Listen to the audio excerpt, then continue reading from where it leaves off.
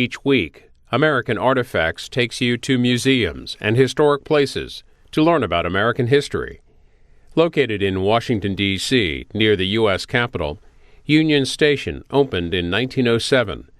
At the time, it was one of the largest train stations in the world. We tour the building with the president of the Union Station Redevelopment Corporation to learn about its history. We also hear from historical architect John Bowie about the original construction and recent restoration.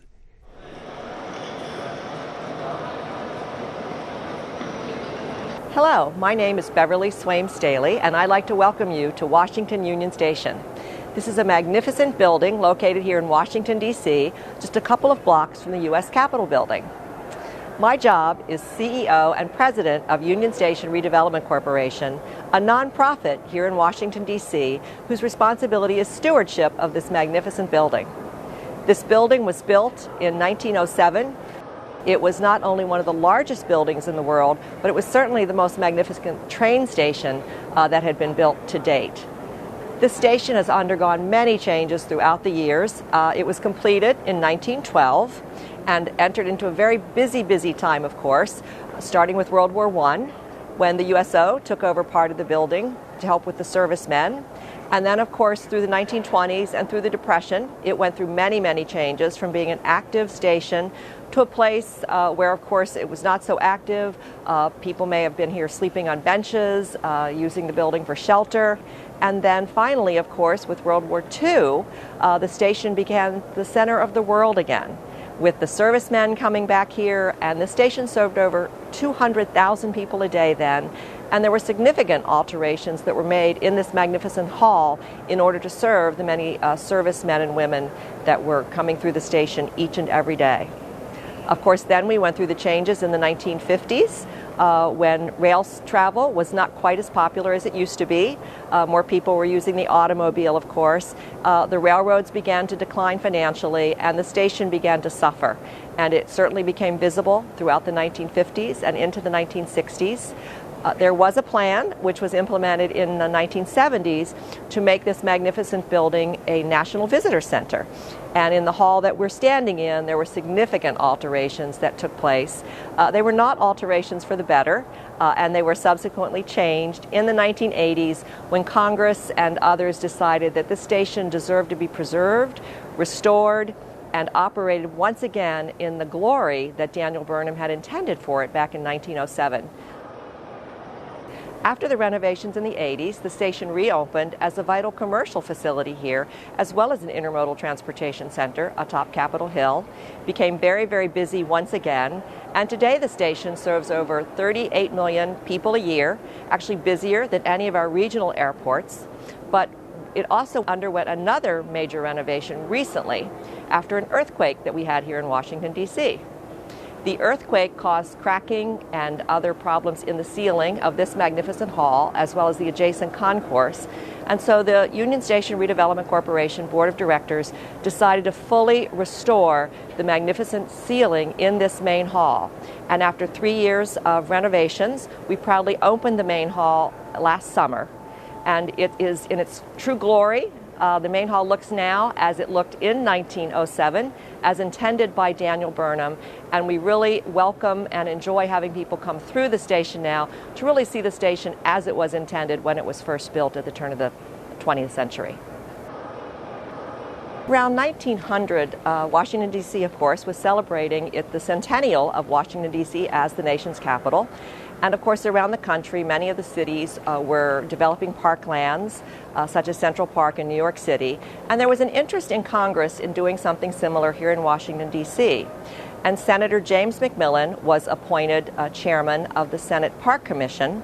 And the purpose, of course, was to really look at the LaFont plans and to attempt to implement the LaFont plan and really make Washington, D.C. a premier nation's capital and one of the greatest cities in the country. And of course, part of that plan involved creation of a national mall with public buildings and monuments and museums along a grassy area venturing south from the Capitol building.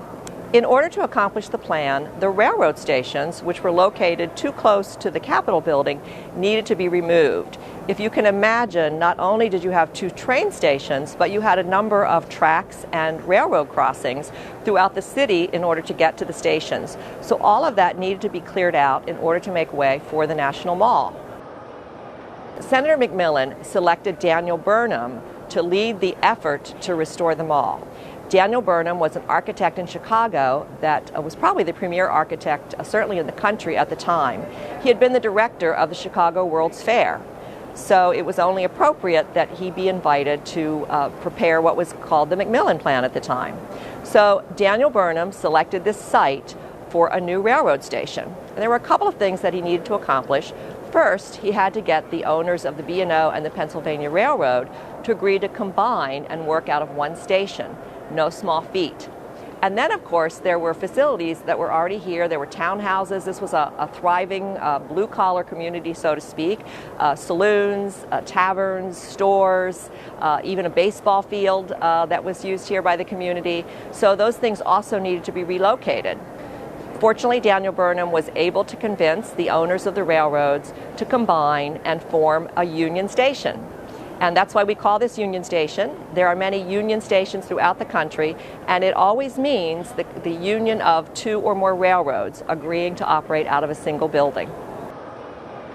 This location, just a few blocks away from the U.S. Capitol building, of course, was a great spot. And one of the other reasons that it worked so well is it was north of the Capitol building, so all of the train, the tracks, and the catenary and the lines coming in could end here at Union Station before going underground. So it allowed the whole area to be cleaned up and really to rid this part of the city of much of the infrastructure like the tracks that had been here up to this point in time. So the plans, of course, began to build the station, and Daniel Burnham's lead architect, Pierce Anderson, is really responsible for the architecture of the building. And just as we have projects today, it didn't go quite as smoothly as planned. When construction began in 1903, they'd hoped to complete this building by 1905 in time for the inauguration. They didn't make that. The building didn't open for service until 1907 in the fall, and it was first served by the B&O Railroad in September, and then a month later by the Pennsylvania Railroad. Construction on the building wasn't actually fully completed until 1912, with all of the statuary and the Columbus Plaza outside. But the railroad station did begin operation in 1907 and was opened fully for the 1909 inauguration. Daniel Burnham made it clear when he was designing this structure that he really wanted something monumental. As I said, he wanted to make Washington, D.C. a city like Paris, and he wanted to make this train station the most magnificent in the country, and he used the phrase monumental when talking about his plans. And I think in this main hall you can see that he truly achieved his goal. The ceilings are 96 feet high. They're beautiful. The granite, this floor, although a restoration, does replicate the floor that was here in 1907. When people walk into this building, even today, 100 years later, they're really taken aback by the space, by the beauty, by the gold leaf in the ceiling, and I think his goal was truly achieved in terms of having a magnificent building that would really make people who walk into the building, both in 1907 and today, really stop and gaze at the beauty of this magnificent structure. This main hall looks very much today like it looked over 100 years ago. There were a few significant differences, however. There were a number of large mahogany benches that were here in the main hall, remembering, of course, that this was the waiting area. So if you came to pick up a train in 1908 through 1950, this is where you would sit and wait for your train. So there were newsstands, coffee shops. In one corner of the building, we had the men's lounge. They had a barber shop. They could get their boots cleaned, their clothes pressed. There was a smoking room, of course, for them. And then in the opposite corner of the building, we had the ladies' lounge. Not so many amenities as were provided in the men's lounge, but a place where they could certainly sit and wait and be made comfortable. You would enter the train station via this main hall. If you needed to purchase a ticket or drop off your luggage, you could do that in the West Hall portion of the station. The ticket counters were to the south, and the baggage counters were on the north side of the hallway. During World War II, the station was so busy, however, that they had to add ticket counters and basically fill up much of the main hall with the additional ticket counters. There were also a number of banners, patriotic banners, and banners to sell the war bonds that were hanging along the wall beneath the Legionnaires. As I mentioned, over 200,000 people could be here on a day during World War II. Sometimes the station had to actually be closed because it was full. Some of the benches, of course, needed to be removed then to handle the ticket counters, but it was still primarily the largest waiting room, certainly in the city, and at the crossroads of the world, it was once dubbed by someone in the press. It's very interesting to go through the history of this building, particularly in World War II, and the changes that were made. For example, the announcer's voice was changed to a female voice under the theory that a female voice would be sweeter and softer and would be more appropriate during a wartime. Also, to illustrate how busy the station was at that time, we have a quote from one of the porters in that day that says he was bribed frequently, or attempted a bribe frequently, to put people in a wheelchair so that he could take them to the head of the line, because the lines for the trains were so long they extended quite a ways through the building. So now we're going to go into the East Hall. When the station first opened, the East Hall was used as the dining area. It was a white tablecloth dining area, so one of the nicest restaurants in Washington, D.C., and it actually served as a restaurant until into the 1950s. It was called the Savarin for a while and was one of the fanciest restaurants in the District of Columbia, and anyone who was everyone dined here, so I'm told. As you can see, this is a beautiful room. You see it today as you would have seen it back in 1907 through 1940. In 1940, it was turned into a canteen for the soldiers, but prior to that, it was a very elegant dining room. This dining room was also significant because, remember, the trains were not integrated south of Washington, D.C. until somewhere around the 1950s or the 1960s. So people coming in from the trains from the north, the trains were integrated, but all trains stopped here at Union Station so that the changes could take place, because the trains then were segregated heading into the south. So again, very significant that you had a place here in the station where everyone could come and eat together.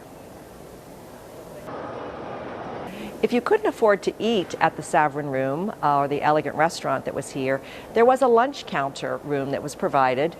We now call it the Columbus Club, but it was actually a very elegant room as well, again with a very beautiful ceiling, and you could actually watch the trains coming in and out from that lunch counter room. In the 1986 restoration, that room was turned into a two-tiered room, and we have the Columbus Club for special events located there now. So we've had many events, famous weddings, and other things that take place today in the Columbus Club. So it's actually used as a very essential event space. The dining room here, of course, has been turned into retail space as a result of the 1986 restoration. But we do hope in the future that it will be returned to its original use someday. Now we're going to take a look at the presidential suite.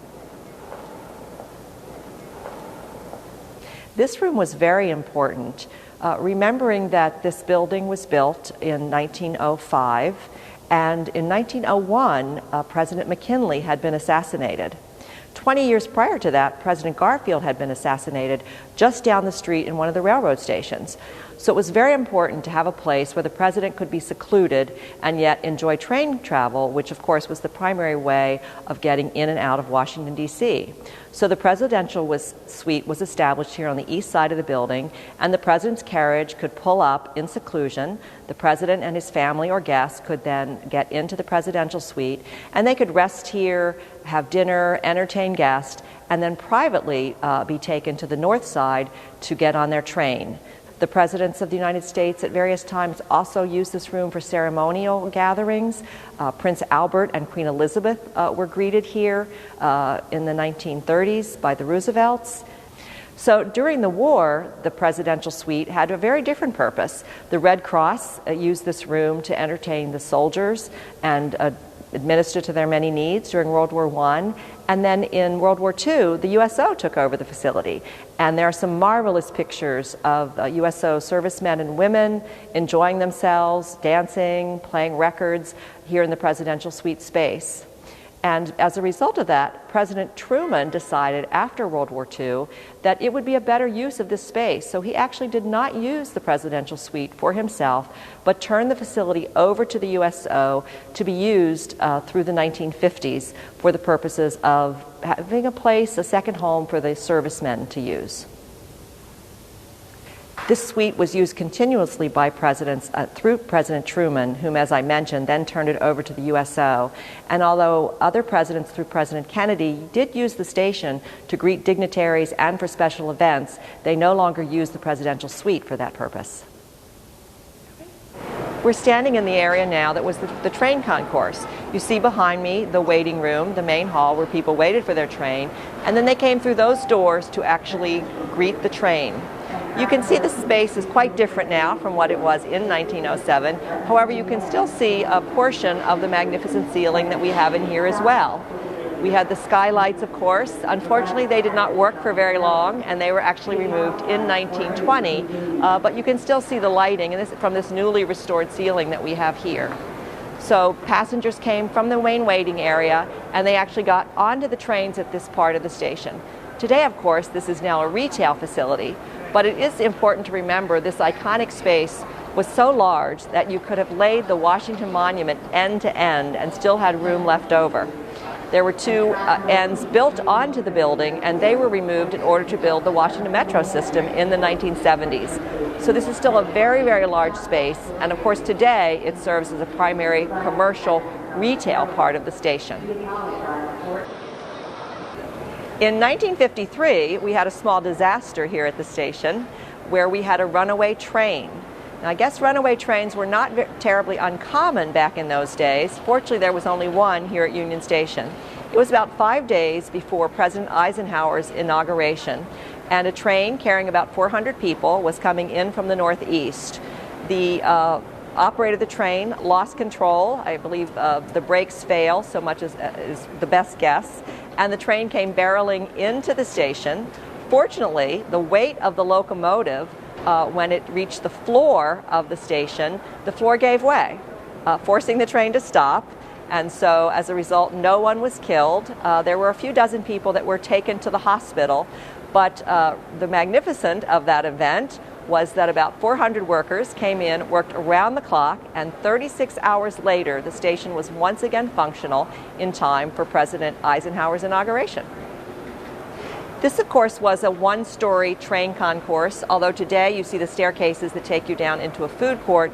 That was not here. Those were work areas previously. But remember that the station was extremely busy and really did serve as the gateway to the nation's capital.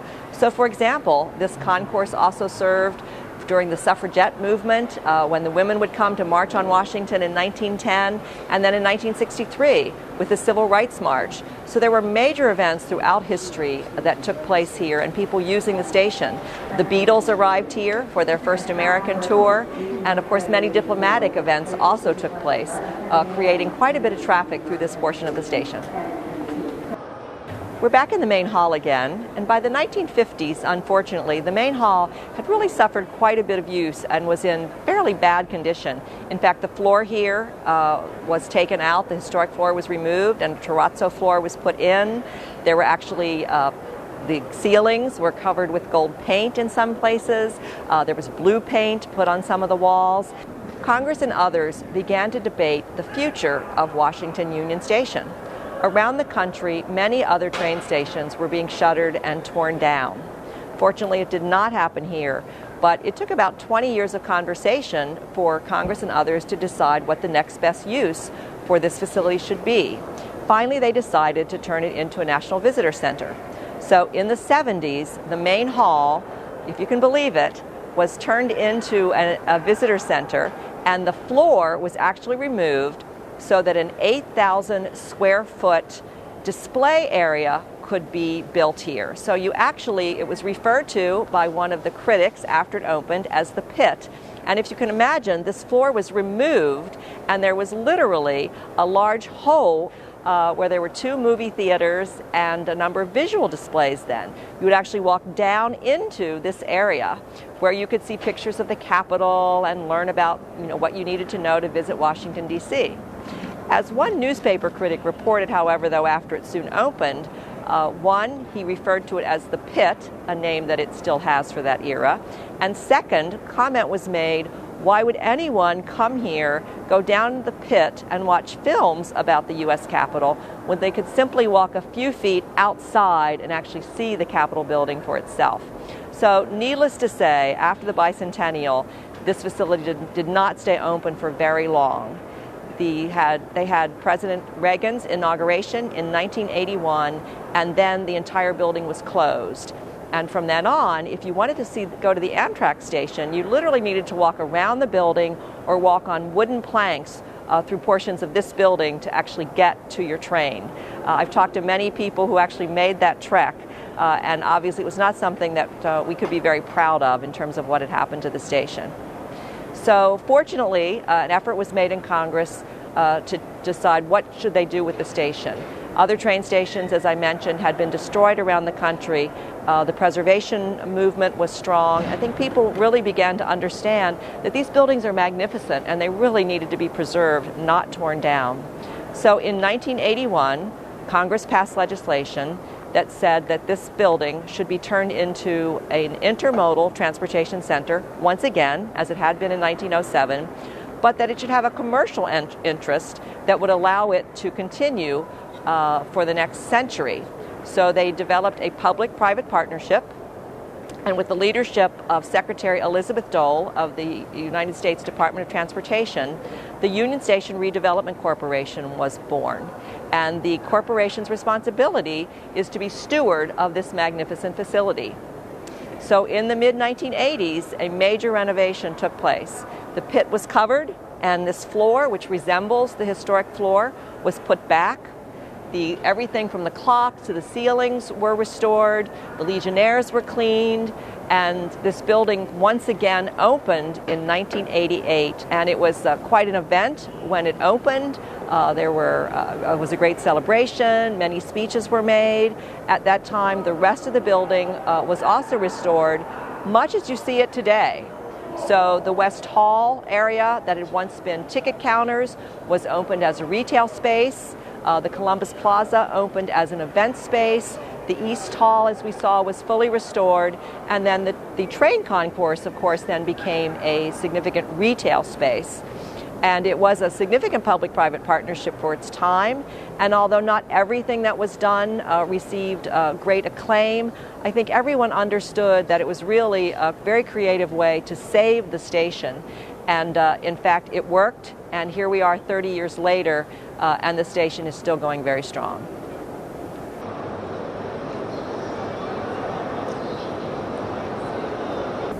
So the building, after its restoration in 1988, was very well used for these past many years. And then a few years ago, of course, we had the earthquake here in Washington, D.C., a very unusual event. Some of the other monuments and the cathedral were harmed by the earthquake.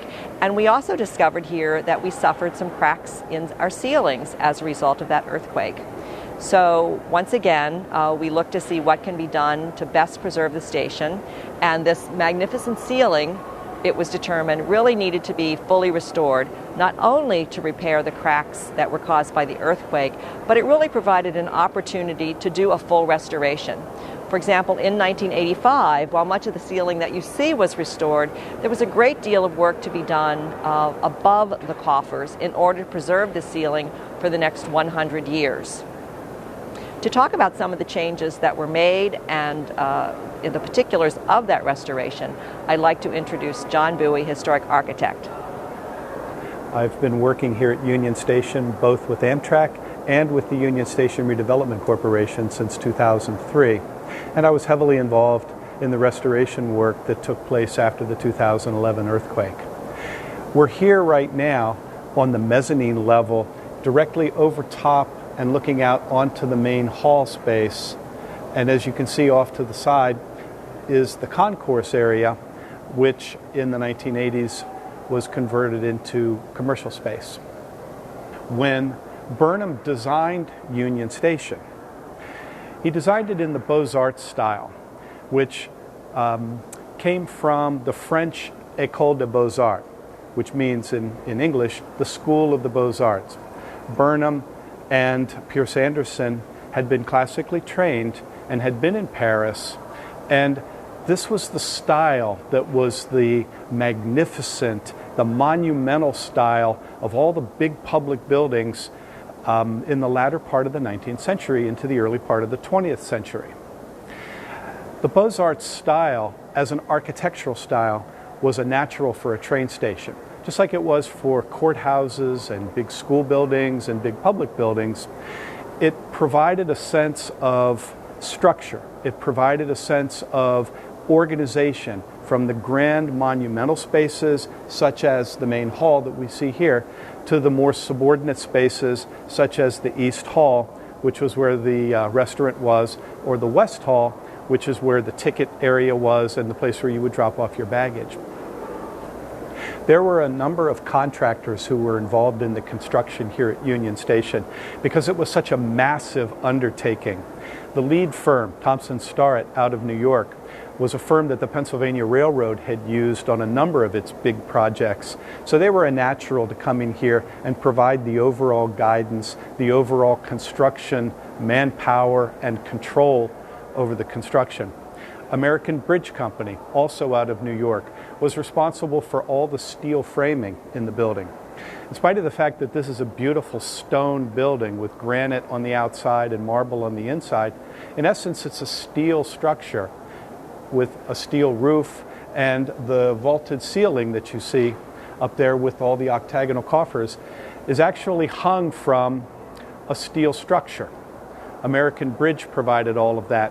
They were one of the leading steel contractors, one of the leading steel bridge builders in the country at the time. They were located in Pittsburgh. They were also located with their headquarters in New York. They were brought in to provide all the steel work. The marble on the floors was provided by the Vermont Marble Company from Proctor, Vermont. It was brought down from New England by train. The plaster work that you see, the beautiful plaster castings in the ceiling and all of the plaster on the surrounds around the Roman windows was provided by McNulty Brothers from Chicago. So there were a number of different firms from different large cities throughout the country that had the size, that had the manpower, and that had the skill that was needed to construct the station, particularly on its timetable. It was such a short timetable to work on the station. One of the high points of the station, as you look around on the interior of the station here, you see a series of statues. These are Roman legionnaires. There's 46 of them, because that was the number of states in the Union at the time the station was being constructed. They sort of guard the station. They guard the exterior of it when you come in. They guard the station as you're in it. And this is consistent with Beaux-Arts design. This is entirely consistent with the way public, monumental buildings like this at the turn of the century were constructed, to have these soldiers standing guard. And as you look carefully, the statue itself is actually cast plaster. And on top of that is a finish that's painted, and it has small flakes of crushed granite put in it so that it looks like stone. So that when you're standing off at a distance down in the main hall, looking up at the Legionnaire, it looks like it's cut stone. But in reality, it's cast plaster with a finish on it that makes it look like granite, that makes it look like cut stone. The hallmark of the interior of the station, the thing that people really notice when they come into the station, is the coffered ceiling with its octagonal gold-leafed coffers. After the earthquake in 2011, we had an opportunity to look carefully not only at the cracks in the ceiling itself, but we went behind the ceiling to look at the structure and how the ceiling itself was attached to the roof structure itself. And this gave us an opportunity to do restoration work that did not really happen in the 1980s restoration. It gave us an opportunity to put a steel frame behind the coffers to support them, to carry the weight so that in the event of another earthquake in the future, there wouldn't be any failure, there wouldn't be any cracking. But the best part is that it enabled us to get up close to the coffers and look carefully to see what the history of the station really was as seen through the coffers themselves. In 1986, as part of the restoration project, paint analysis was performed. And basically, that's where samples of the plaster with the painted surfaces are taken off and put under a microscope and looked at carefully to see the number of layers of paint. And what was discovered was that originally all the eggs and darts surrounding the octagons in the coffers were indeed painted the same white that you see today. In the 1980s restoration, when the gold leaf was put onto the coffers, the gold that was used had a 30-year lifespan. And after the earthquake in 2011, and we had the opportunity to get up close to it, what we were able to discover was its weight. And what we also saw was that the gold was beginning to flake. And although it still had its luster, its base had come loose, and it was approaching the end of its life.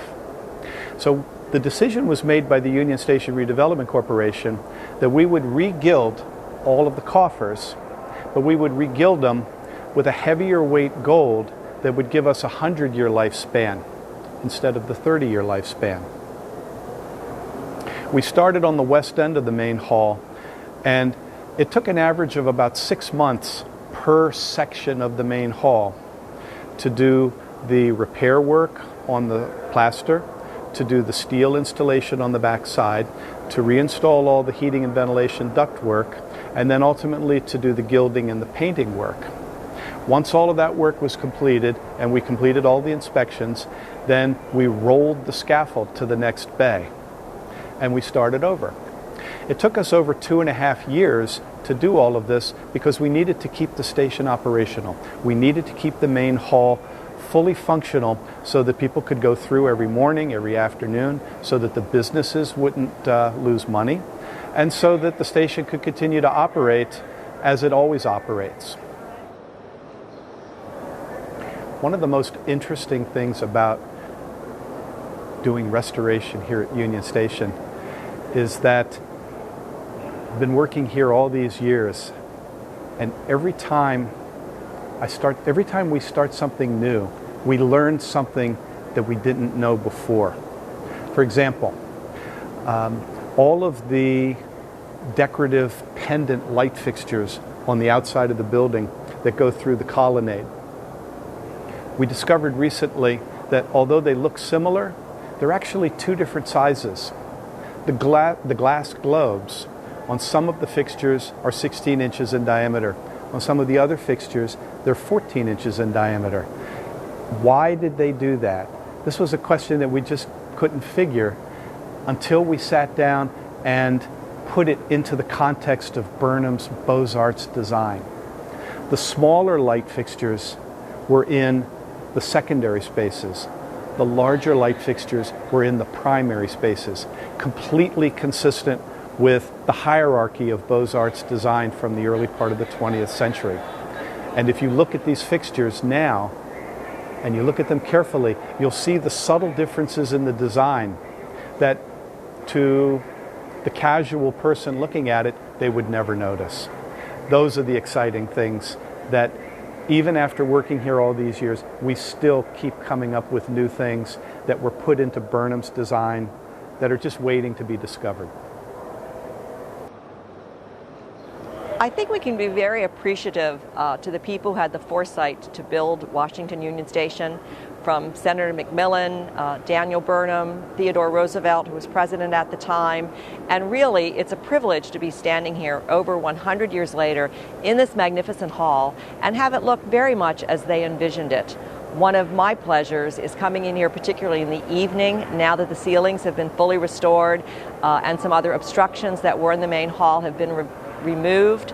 It's really magnificent, particularly at sunset. When you come in here in the evenings, you can see the blues and the gold hues coming through the station and coming through this main hall, and it's really breathtaking. And to come in here in the evening and watch people literally just stop, you really understand the details of this building and what Daniel Burnham was trying to achieve. It's also great fun to come in here throughout the day, and many times you have to watch where you're walking because people will be laying on the floor so that they can get the best picture of the ceiling. I've even walked in here to see school children laying on the floor with their crayons and their papers, drawing pictures of the ceiling. So it's wonderful to know that we've preserved this grand space and that it's still being used today. It's one of the busiest train stations in the country. It's actually one of the busiest places in the world. We have almost 40 million people a year walk through use this train station. We are, of course, the #1 metro station here in Washington, D.C., the second busiest Amtrak station. We also serve many other modes of transportation, local bus, intercity bus, and recently the streetcar. So it really is, once again, a mecca, not only for national transportation, but for our region as well as the city of Washington, D.C. So I think that Daniel Burnham and others who built this station over 100 years ago would be very proud of what we've been able to preserve here. You can watch this and other American